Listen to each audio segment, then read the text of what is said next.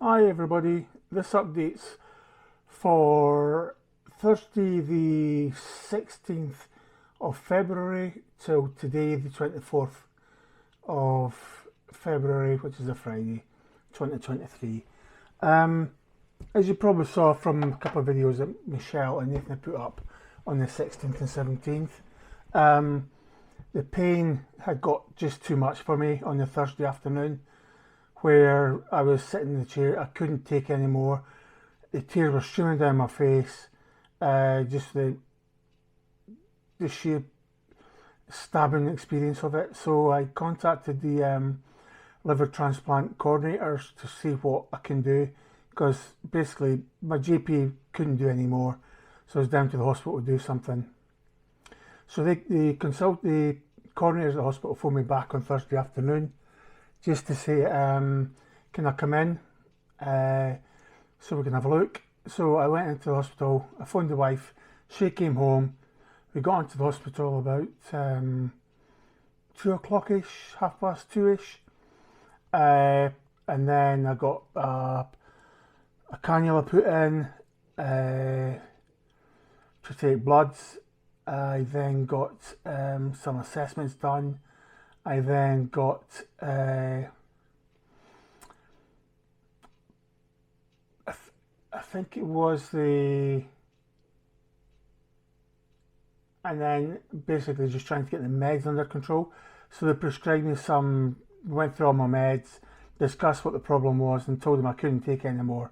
I mean, I was ready for just going out, walking in front of a bus. It was that bad. I just was not happy. I couldn't take any more of the pain. So basically, they stuck me on pain meds for that day. I got kept in. They said I was being admitted. And then they said that, so on the Friday, I got taken down to get a CT scan on my back. Hang on a sec. So on the Friday, the CT scan, I went to the get that done. So, and as you know, a CT scan's like the small machine, a circular big donut thing that you've got to go in, but you lie on your back and you go in. So they wanted to do my abdomen and the lower back of my back. So to lie on my back. I did warn them that that would be a bit of a big issue, because I cannot lie on my back, and trying to get up again will be a nightmare, shall we say, putting it politely without putting any sweary words in there, but I'm sure you could imagine. So they says, but we've got to do it. So managed to get on the bed for the CT scanner. That took about 5 minutes. And then it says, right, that's you can get up now. And as soon as I tried to move, it was like screaming at the top of my voice, tears running down my face. I could not move left, right, get off my back. I could not move my legs off the table. I couldn't do a thing. At that point, there was two guys who came to help me with my shoulders, and I just, anytime we tried to move, I was just howling. I just couldn't. The pain was just, I mean, if I'd taken any more, I'd have taken a heart attack, put it that way. The pain was that bad. That's what it felt like. And then there's another two came in, and another one guy, and the radiographer came out of the room. And we tried for another 5-10 minutes, and she says, the radiographer says, we're just going to have to go for it. I know it's going to be painful, but we're just going to have to go for it. Just yank you up as hard as we can, as quick as we can. So she did that, and literally, they basically pushed me up on my back, from my back to my bottom, swung my legs over, and I was howling with the pain and the tears streaming down my face. I basically, and it says, just sit there, don't worry, just sit there, let the pain settle. But again, it was just, it was ridiculous. And that was just within an hour of just getting some morphine, basically. oxycodone, and paracetamol as well. So what they did was the porter came, got me again. He says, I can actually hear you away along the corridor. If anybody knows where the CT scanners are on from in Edinburgh, to basically where the security desk is in the hospital, he says, I can hear you screaming that far away, and you're talking at least 200-300 metres. I mean, it was just, the pain was just unbelievable, and I mean unbelievable. No, Michelle made a joke about it, Nathan made a joke about it, and I keep saying it, but I can't say how bad it actually was. Stress how bad it was. Just, I was in absolute agony and tears. Eventually we managed to get me onto the wheelchair and wheel me back up into the ward.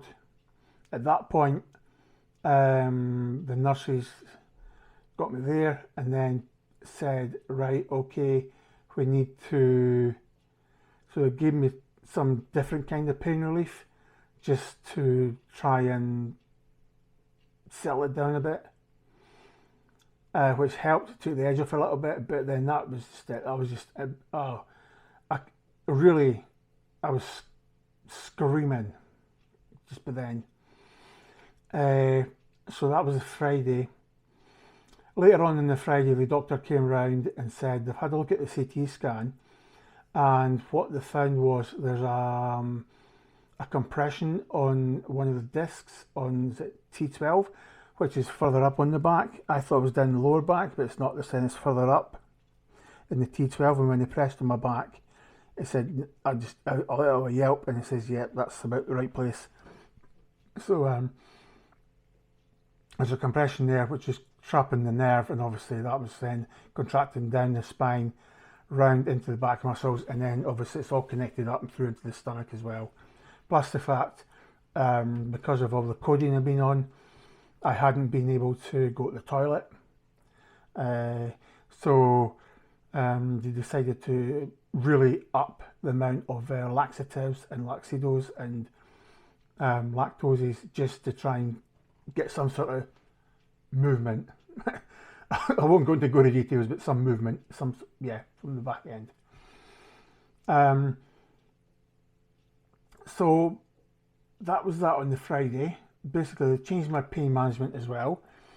They put me onto a slow release oxycodone, and then a quick acting release oxycodone. So the slow release I was to take twice a day, one in the morning, one at night, and the oxycodone was 4 times a day, spaced out every 2 hours or how often I needed it. So later on at night again, on the Friday, they came and they said, well, in the afternoon, they says, we want to take some fluids off your stomach, just to make sure there's no bacterial infection in the fluids in the stomach, because with the liver sclerosis, it can cause infections. So I said, but that means lying on my back again. And they went, sorry, but I says, can you do it standing up? No, you've got to be lying down. I says, well, I can't take any more pain like that. He says, we've got to do it. He says, it'll only take 30 seconds once we get you there, and once we get the fluids off, it'll take literally 30 seconds. I says, okay, let's go for it. Let's just get this done. So I managed to get on my back, on my bed in the ward. Lying on my back, it was like, okay, I managed to get myself in a comfy position, just basically hand behind my head, holding the headboard, along the fancy headboard of the beds. I says, right, just go for it. So she tried to get the needle in. The needle that she had wasn't long enough. It wasn't penetrating the fluids. So they had to go away, grab a scanner. So obviously this is longer than 30 seconds now, and a bigger needle. Again, they couldn't be sure exactly where they can get a secure or a reliable deposit of fluids. So they abandoned that. So you're talking, I was on my back like that for like 15 minutes. They then says, right, you can get up again. Same situation as with the CT scan. Tried to move my legs. I got so far and I was just like, that's it. Just screamed, top of my voice. And within a matter of seconds, there's 2 nurses came in and says, everything okay? I went, nah, I can't move, I can't move. So basically, one of them grabbed a pillow, put it behind my back and says, let us work on it, let us deal with it, let us get you up. So basically, on my back and onto my side slightly, she had my pillow on my back, pushing me as the other nurse was raising the bed, the back end of the bed, so you're kind of sitting up vertically. So basically the bed kind of helped to get me up slightly on my side, and then it was like yank that last bit, and I was literally howling, and I mean howling with the pain, tears dripping, my t-shirt was soaking with the amount of tears. The nurses were so apologetic, but again, it's just one of those things that I had to do. I totally understood that, I don't blame them. I did warn the doctors, but from that point, the doctor says we might need to take you down to the ultrasound, the better ultrasound to get the fluids. I says, well, I'm not keen on lying my back again. You've seen what I've just gone through twice. I am not keen on doing that again. So they decided not to go that route, because when they re-examined the CT scan, they found where the compression was on the disc for T12. They found a hairline fracture. They found a fracture on the I forget what you call it, the on the bone. They found a fracture. So the fracture then caused the disc to collapse, has caused the compression on the disc, hence that's caused the pain all the time. So now the good thing is I have a diagnosis of what the problem is basically a fractured spine. So that's good to know. I can now deal with that, and it settles your mind slightly, thinking I'm just not going crazy. There is something definitely wrong there, and we need to get that sorted. So again, they played around with my meds, my oxycodone meds again. They played around with all of them, played around with the paracetamol, tried different kind of meds, upped and upped again all the laxatives and everything like that, because by that time I still hadn't been to the toilet. So that was me in the hospital on the Friday. The Saturday again, still in a lot of pain trying to get in and out of bed during the night. Again, just keeping me monitored, keeping my blood pressures, my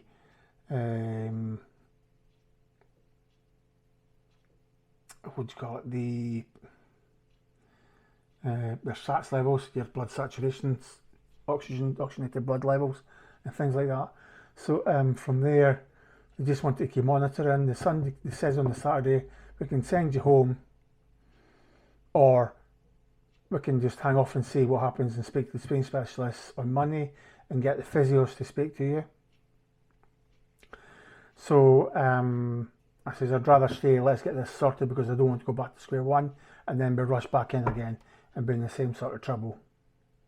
Although we know what the problem is, you know, I don't want to keep pushing the painkillers beyond the limits where it puts my life at risk. And obviously, the pain was so brutal that I thought it was just going to cause a heart attack, because the pains in the chest were really bad with it all, just with the apprehension and just that's absolute stabbing pain. It was just like, I really thought it was a heart attack, but thankfully it wasn't. So on the Sunday was just again just a day of monitoring me, keeping things right, making sure I was eating, because the dietitian had prescribed me in the meantime when I first went in, because I hadn't been eating as well. Sorry, I hadn't been eating, so the dietitian had prescribed me meal supplements. It was like a milk drink and a protein sachet, and that was 4 times a day to encourage my appetite, to stop me being sick again, just to build up my levels. So I was on them, and then on the Monday the pain specialist came round. They changed the meds again ever so slightly, so the Monday the pain was a lot better than it was, and they then decided to, hang on one second,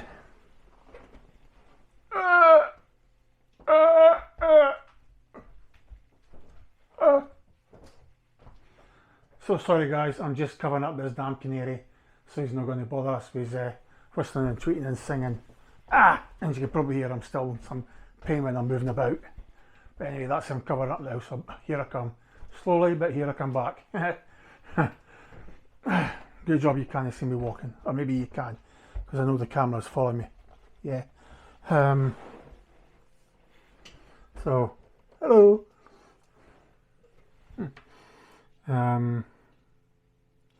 Let me try and center it again.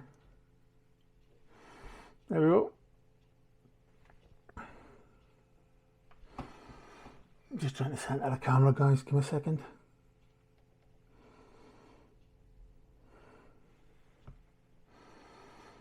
I'm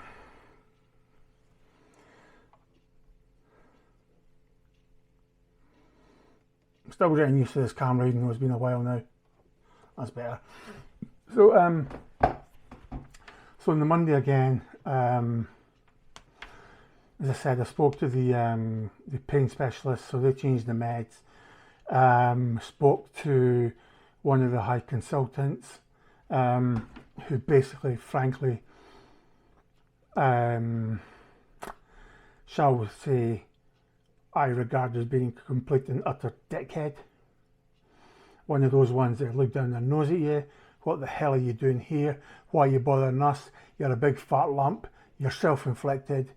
We don't want you here, sort of thing. That's the attitude I kind of got from him. It probably didn't mean that, but that's when you're in pain and the way you speak to someone, that's obviously, you know, you can misinterpret things. So basically, I was ready. I was fuming. I was ready for packing my bags, throwing everything in, and saying F off the lot of yous. Coming away, take me off the list. I'm no longer a transplant anymore, and just take my chances. That's how bad it got. But obviously, the people in the ward, the other three guys in the ward, they were brilliant, and they calmed me down a lot, and so did the wife, Michelle, when she came in. But I was really ready for not to find a point at punching them. Effectively, if they'd said to me, "Sorry, can you have a word in private?" I'd have refused them because I was so infuriated that I'd probably been sent to prison for my actions in hitting them. It was that bad, honestly. Just the way he spoke, it was not acceptable. All weekend they've been saying it's a fracture in the back, and he says, "No, it's not." Yeah, it's a fracture in the back. Even the Spain